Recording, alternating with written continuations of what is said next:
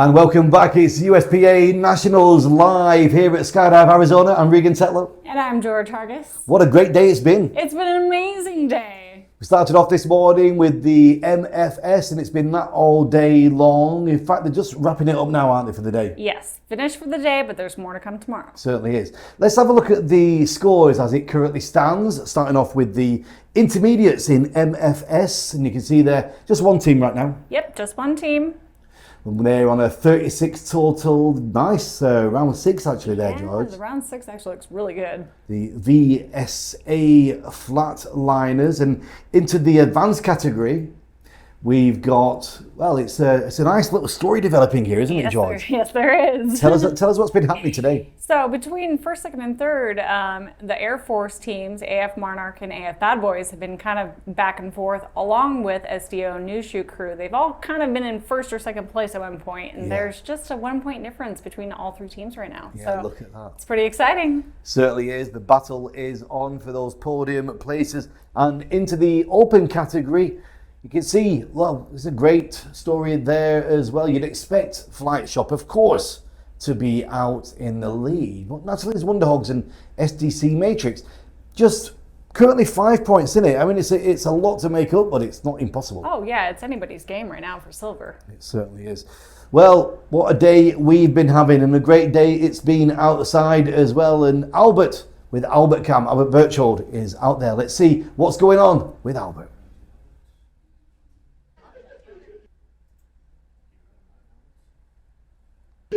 Hey, George and Regan. He's there, he's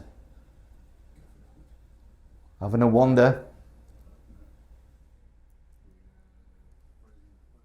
Okay, well, we'll come back to the live with Albert a little bit later. But in the meantime, let's have a look at the draws we've been having with those scores we've just seen you. Can we see the draw and just see what they had?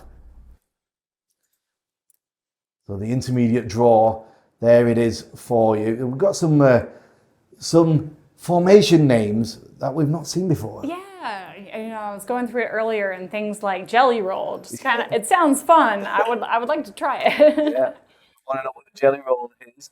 Let's have a look at one of those jumps from the intermediate with flatliners and round 6. I think they actually get to do the Jelly Roll on this one. I think this is one, isn't it? Yeah. There we go, 35 seconds working time out the plane. Oh, nice little AFF exit with the cameraman as well. Do you know, I really do fancy going at this MFS. I really do too. And you know what?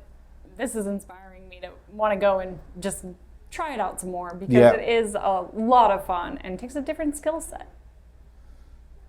If you like the look of MFS, drop us a line in the live chat. We would love to hear from you.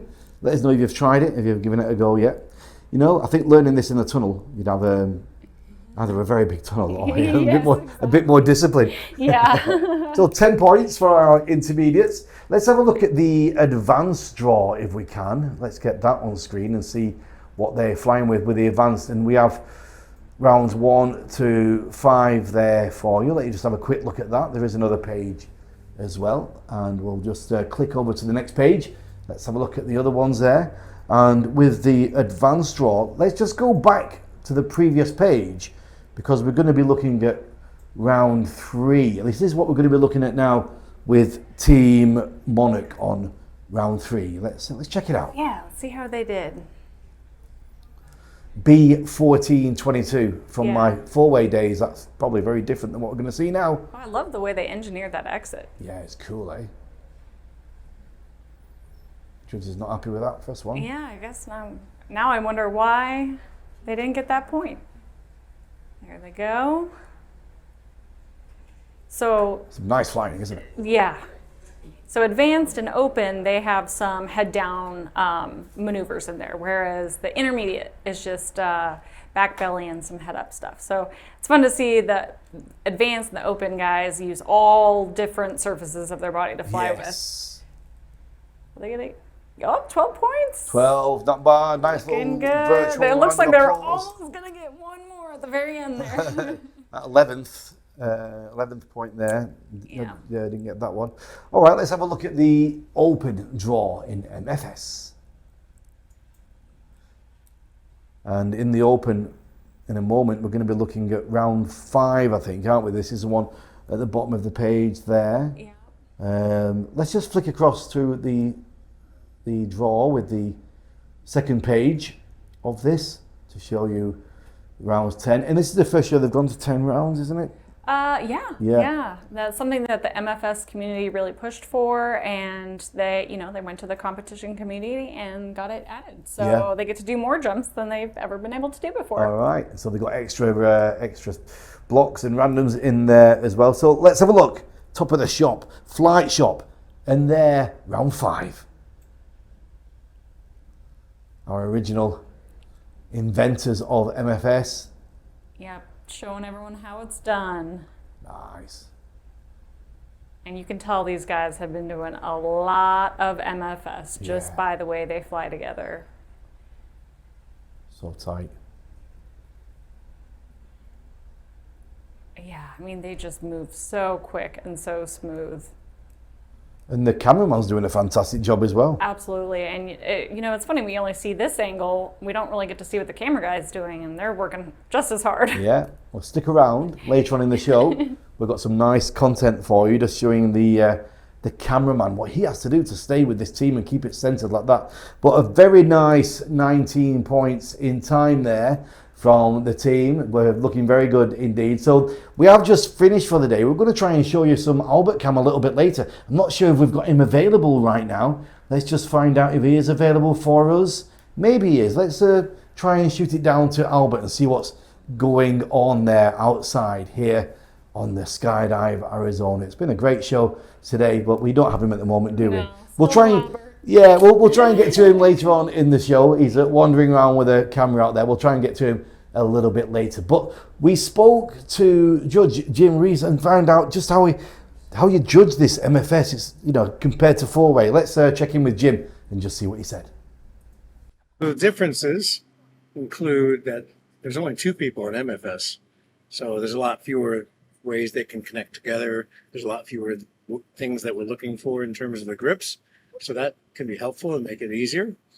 But when you introduce the orientation requirements, that makes it harder because there's a lot of situations where orientation is right on the edge.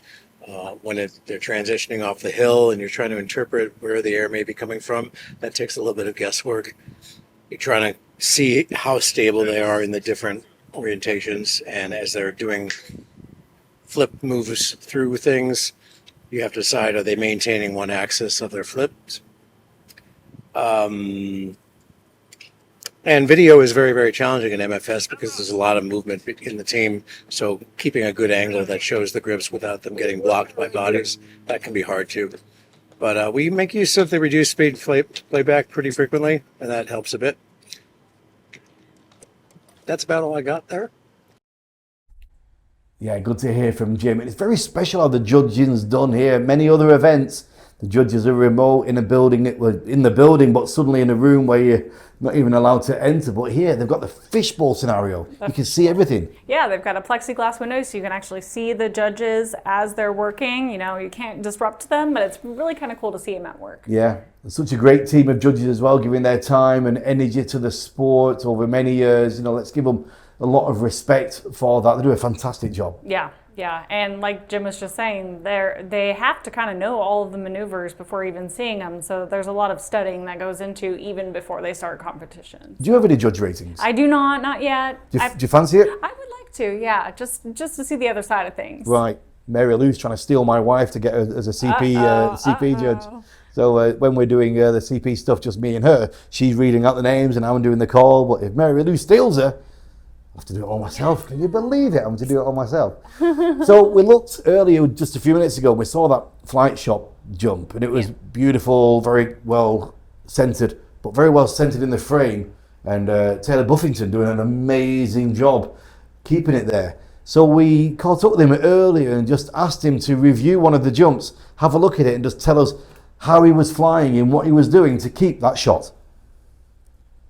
All right, so they're exiting now. I'm just doing my best to keep the grips in frame, obviously. So on the belly, I'm just above them. And then as we transition, obviously the speed picks up a lot. So then I'm just managing. I have little cues for myself to figure out when it's going to go fast or when it's going to go slow. Obviously, when they're both vertical, the speed picks up quite a bit. And then once we go to belly, you can see us slow down quite a bit. David Cherry's doing a great job chasing us, so it's hard to see the reference point of slow and fast. But you can see little things like how much the team slows down there when two people's surface area slows down versus one person. It's a little bit extra work for me. I have to slow down even more rather than the two of them. And then, I'm just thinking about staying a little bit above them, a little bit off to the side, and keeping all the hands in frame. Incredible flying, yeah? I know, wow. I'm just tired just watching them do one jump. I can't imagine doing 7 in a day. Yeah, very similar to watching freestyle camera flyer and the work they have to put in the free fly teams as well. So it's very similar to that, the actual effort they have to put in. Yeah. Really superb stuff. So the big story of the day has been this middle of the range in the advanced section and what we've been watching. Which teams was it that was the closest? It was the two Air Force teams, Yeah. Air Force Monarch and Air Force Bad Boys. Yes. And then SDO New Shoe Crew. So they've all been kind of going back and forth between first, second, and third. It's going to be very interesting to see how that pans out over the final rounds tomorrow. They finished off with, was it 7 rounds today? They did 7. They haven't all been judged yet, Yeah. but we're keeping an eye really close on that live judging because I want to see at the end of the day where we end up. Yeah. And don't forget, you can keep your eyes on the live judging as well. When we're out of the studio here, we keep the live stream going and you can watch all the action, all the judging as it happens. And all the jumps of the day, of the whole event, are available on demand on intimescoring.com. And if you want to check in and get all the scores, you can go to USPAnationals.com. All the scores are there, not only from this event, but all the previous events as well, and the previous years too. Yeah, I believe so. You've done an amazing job with that website. I'm trying. We're just trying to, drag us into the 21st century. Yeah. Well, we talked about this team, it's difficult for me to say, New Shoe Crew. Yes, I did. I talked with them earlier. Let's see what they had to say. All right. All right, we're all tied up after round 3. The competition is good and close between us and one of the Air Force teams. It's keeping everybody on their toes. We just landed from round 4, which was a challenging round. Yep, roly-poly and then Mova tickle toes. So we started off really strong on the hill. We had a great front flip on the hill. Then later on in the jump, fall rate got a little fast. Might have had a little collision, but we had fun. Yeah, and that's what matters. Yeah. Yeah, good team, good energy. Yeah, they said something about the roly-poly, and I'm like, what comes up with these names of the dive pool? I love them. Should we try and go down to Albert again with the live cam? Let's give it another try. Come on, Albert. What's going on? Where are you, Albert? Are you there? Is the technology working? All right. Hey, George and Albert. We're here in the registration area for Nationals. This is where folks will come when they first arrive to get checked in for their events. And then from here, they'll make their way over. Mr. Sean Hill here. How you doing? Owner-manager of Skydive Arizona. Then they'll come over here and they'll see wonderful Wendy. And they'll check in here at the office. They'll check their rig in, put some money on their account. Then they'll head back out here. Yeah, well, Albert, we lost him. Doing a good job here. We're really working on the outer limits of technology through the rooms and the doors to get that live cam to you. So do excuse us if it does break up a little bit, but we're going to keep trying with it throughout the days. Yes, and I like how we actually accidentally glitched off at give them your money and then... Nothing else to say. If you've given your money, that's it. Yeah, we have got 2 live shows every day, 8 and 3. So we want to bring you as many interviews and as much gossip and behind the scenes action as we can. But we spoke as well to AF Bad Boys, the Air Force Bad Boys. Let's check them out. We are AF Bad Boys. We have a combined total of probably 12 jumps together now, which is a super unique situation. My original partner, Caden Zipwald, is at Special Tactics Officer Selection. So he's trying to go do amazing things for the Air Force, and it happened to overline with this competition. So Katie stepped up, filled in, and we are hoping to take home the gold as basically a brand new team. So we are currently tied with the other Air Force team, which is exactly where we want to be. We want to stay a close competition, but obviously we want to end up on top. Great stuff. And before we leave you for the day, let's have a look at those scores again after the, I think it was 5 rounds. On the intermediates, let's check that, what it says there. The one team, the MFS Flatliners, 36 points, high score of 10. Let's look at that advanced again. This is, I mean, they're all interesting, but this advanced one, this is very interesting, George. Yes, and we haven't seen round 6 or 7 get scored yet, but they have completed them, so things could change, you know, after we do this live show. So keep your eyes on it, guys, because I think by tomorrow morning we're going to wake up and potentially have a new first, second, and third just based on the way they've been going today. It's so backwards and forwards, isn't it? It is. It's been very exciting. It has. And in the open category, well, out in the front, as you would expect, Flight Shop on 88 with a very nice 19 on round 5. Now, what's interesting there is SDC Matrix. They've been scoring well, but they just got 12 there on the round 5. Remember, there's been 7 rounds scored, so keep your eyes on it all afternoon and all evening. We've got the VFS briefing at 1800, 6 o'clock tonight. Yep. So we're going to be grabbing some content for that, and we'll have that for you tomorrow morning. But from us in the studio, that's a wrap for today. For today. We'll see you at 8 o'clock tomorrow morning. And the final word from Meet Director Randy. Hey, folks, that's it for today. We'll see you first thing in the morning.